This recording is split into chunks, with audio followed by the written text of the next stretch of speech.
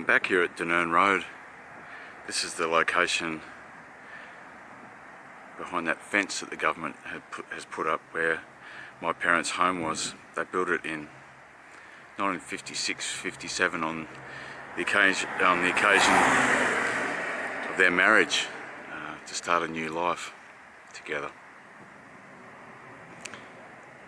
And a few years ago, in 2022, the government, in their wisdom, decided to tear it down.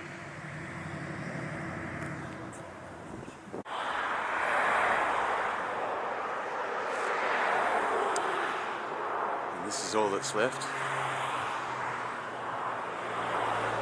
The government said they were going to build a 5th lane on the highway in front of Mum and Dad's home. So under the Land Acquisition Act, they forcibly took the property off us. 3 years later, not a sod, not a shovel has been stuck in a mound of dirt in this land. They levelled the home. Also our neighbour, Dennis and Cheryl, like this, and just shattered our whole lives. This highway was not always here. When Mum and Dad originally built the home, well, Dad built it with his father Reggie, my granddad. They built it together. This highway wasn't there then. That was a later development that was done by state roads to link the Hobart CBD metropolitan area and suburbs with the channel, and so that they built this highway. It's sort of 10-15 kilometres and runs down to Kingston and then down the channel.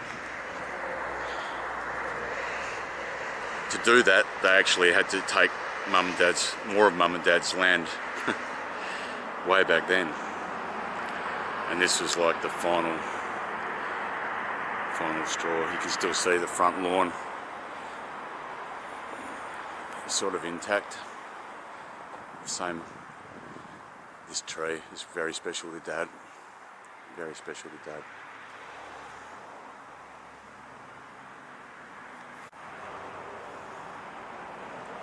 What's particularly sad to me, a couple of things about this, but also part of something that gives me hope. When Dad passed away in December of 2016, we scattered his ashes just under this tree. They've actually chopped the trunk down now, but we scattered his ashes just here, and planted some daisies and called it Gray's Garden. And you know what? I love the fact that these daisies, in spite of the fact that there's just the whole place has been levelled, they're still here. They're still here. And I think that is awesome. Dad would be so happy about that.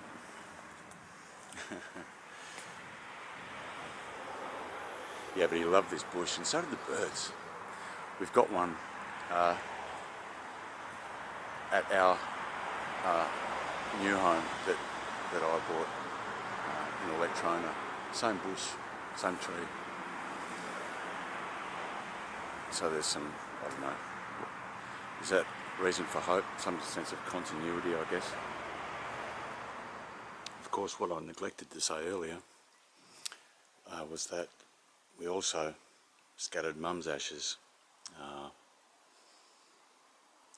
in Gray's Garden, under Dad's favourite tree, and they're both here now, on the front deck of our new home here at Peggy's Beach. And we bought this lovely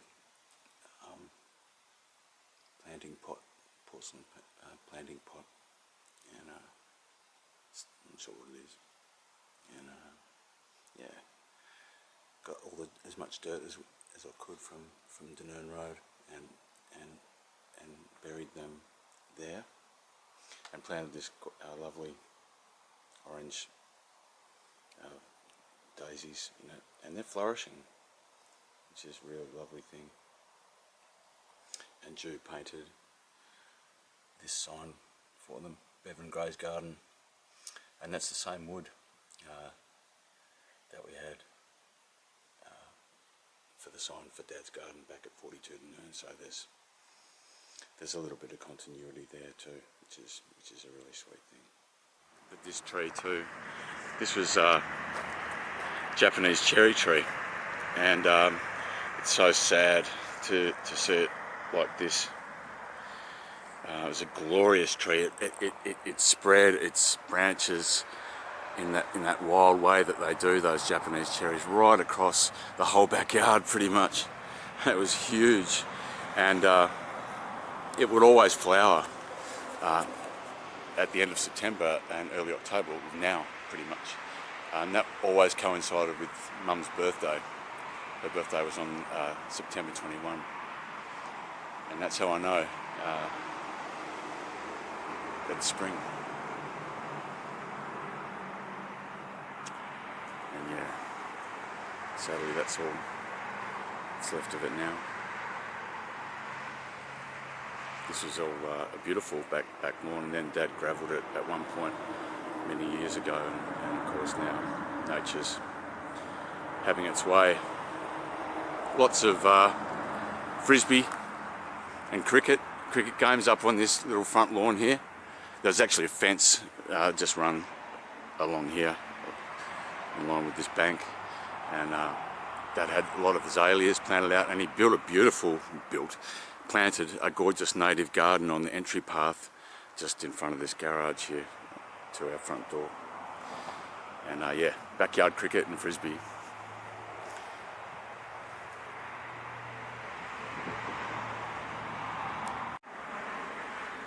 We had a beautiful view over the Dynnyrne River from here. One of Mum's things that she used to love was sitting on they had a little sun deck out the front, and she used to love sitting there and reading. It was like a little sauna, a beautiful sunroom it was, and just looking over the Dynnyrne River.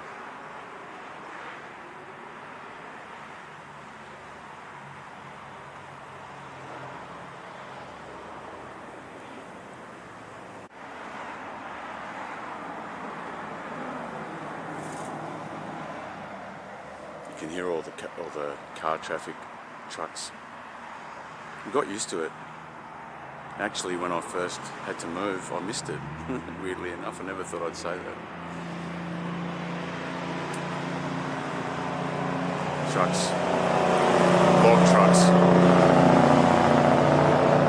50 of them a day, up and down the highway. You know, friends, life is so short, so precious, eh?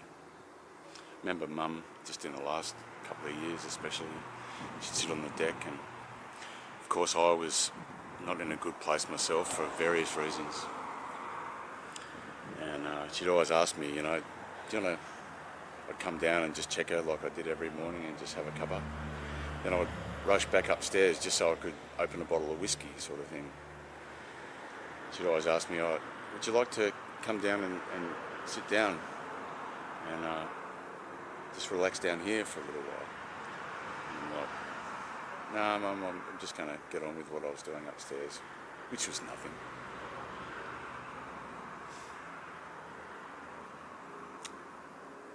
And then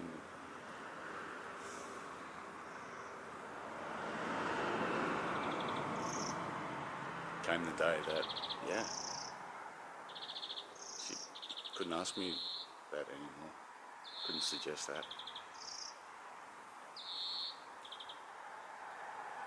Got to make the most of the people you love. Tell them how you can. It's I kept coming back here. I kept coming back here every I don't know how many times I've been back now in the last 3 years. 4 or 5, and I just check to see if anything's been done by the government in terms of building this highway, what they've done with our land. I still call it our land. It will never not be our land. Mum and Dad bought this place, this land, built on it, lived 50, nearly 60 years of marriage here. My kids have memories here. Of course I do. And it's upsetting to see. The government lied to us. And for what? But all that said,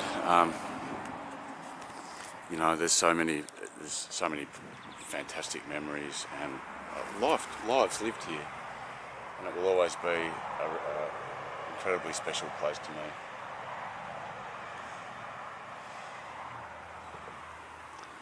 Just here where I'm at is Dennis and Cheryl's place. They live out of Otago now, and we're still in touch with them. Dennis was wonderful to me, both to me and Mum, really, after Dad passed, and then to me as Mum was ill, and in the wake of her passing in on September 16 in 2021. He was just wonderful to me, and him and Cheryl have made a really good choice and have a lovely place out at Otago, which is just on the eastern side of the river, about 20-30 minutes north. Yeah, this is what's left. Their garden's still, well, not intact exactly. They left the path for some reason. Actually, this is the other weird thing.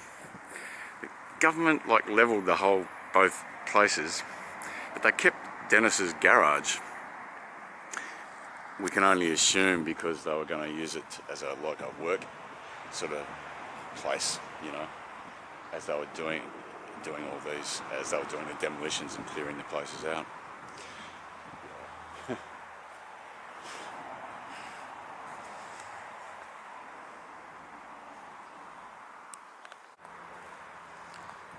Can't really tell now, but just in front here along this sort of ledge, stone concrete ledge, was a path that went down, and so we'd walk down here around the side of the house and down a little ramp down to the back garden here.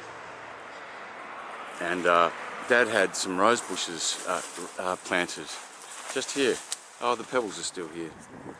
Yeah, he had 4. Oh, there you go.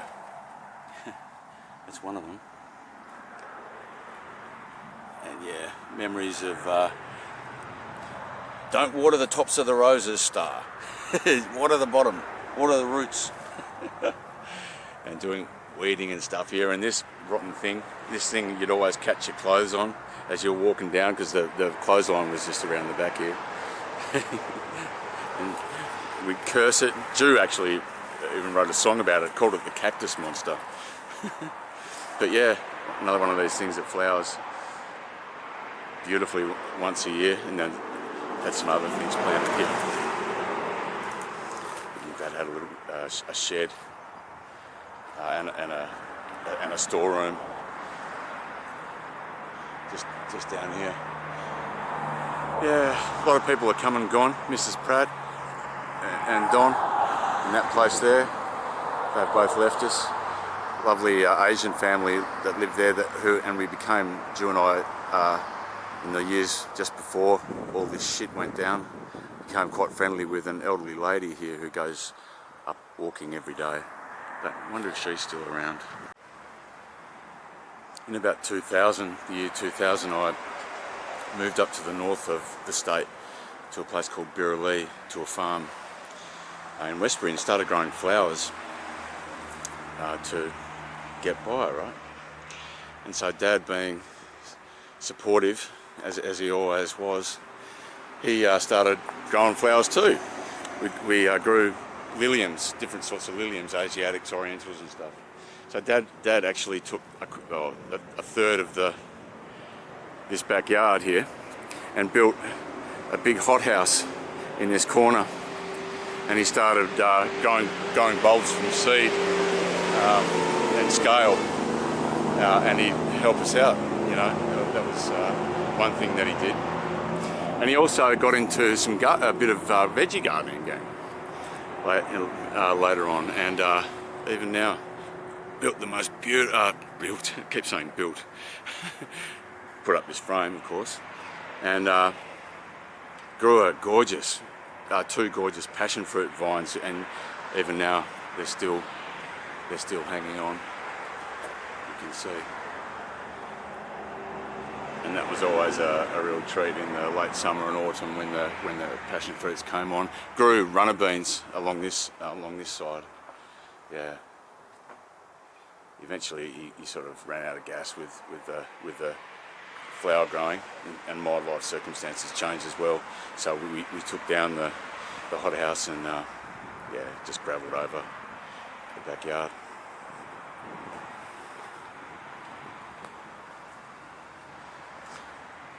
One fond memory here is in the front yard, just along the fence, the front yard fence dividing the back and front. We saw an echidna one day, just random, out of nowhere. I think it would have been around this time of year too.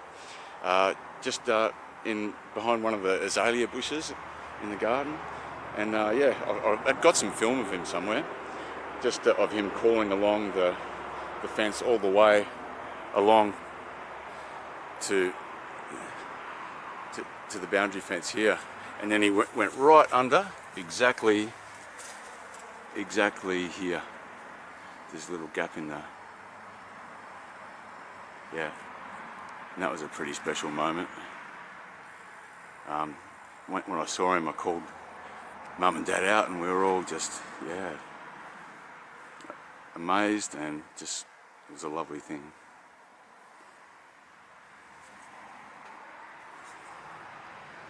These berries.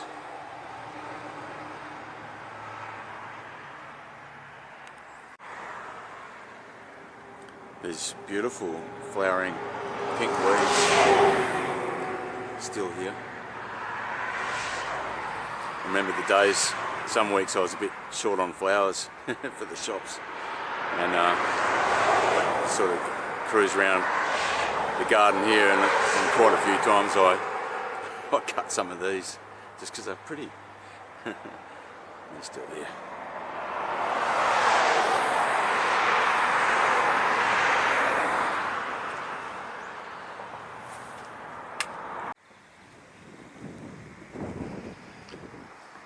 Just next door to Mum and Dad's place. This just vacant bit of land just on the bend, and it was a good dumping ground for when we went weeding and had to dig things up from the garden, of course. But apart from that, me and Zach had the idea to landscape this little area at one point. That would have been in, I think, 2015. Zach would have been 10. 26. Oh no, it was sorry, later than that, because Dad had passed then. So it must have been sort of more like 2017. 2018 maybe, yeah. And we built a couple of benches just with some wood and some rocks and bricks, I think we used. And we've got some film of me and him doing that, and also of Mum coming up here and sitting with us and looking out at the beautiful view. That was sort of our special place. And just up around the corner here, where Dynnyrne Road turns into Zome Avenue and it goes up to Tolman's Hill, looking back down at Mum and Dad's there, there's wild blackberries that grow, still growing. They'll be fruiting not too long away. Oh, well, when I say that, months. But what amazes me particularly about this spot now, this part hasn't changed, but all the new homes that have gone up there on that hill. Amazing. Double the number, if not more, than what were here just a few years ago. They're sprouting like weeds.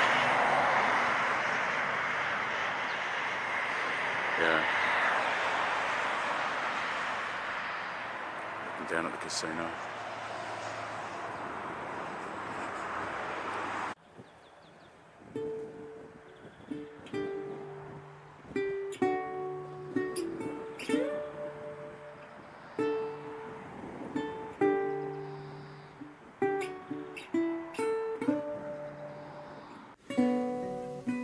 Just as I'm leaving, the daughter of that elderly lady that I was telling you about, she lives with the daughter and her husband. And there she goes, so. Some things stay the same.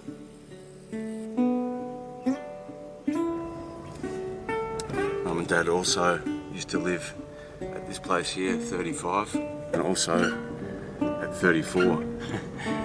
They've had 3 houses in Dynnyrne Road.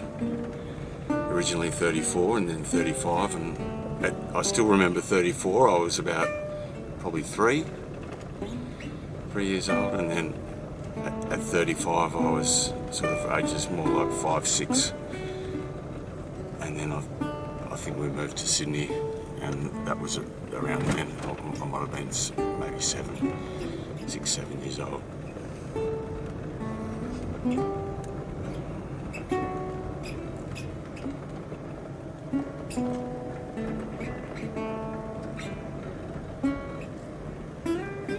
And as always, good old Mount Wellington doesn't miss much. Watching over everything.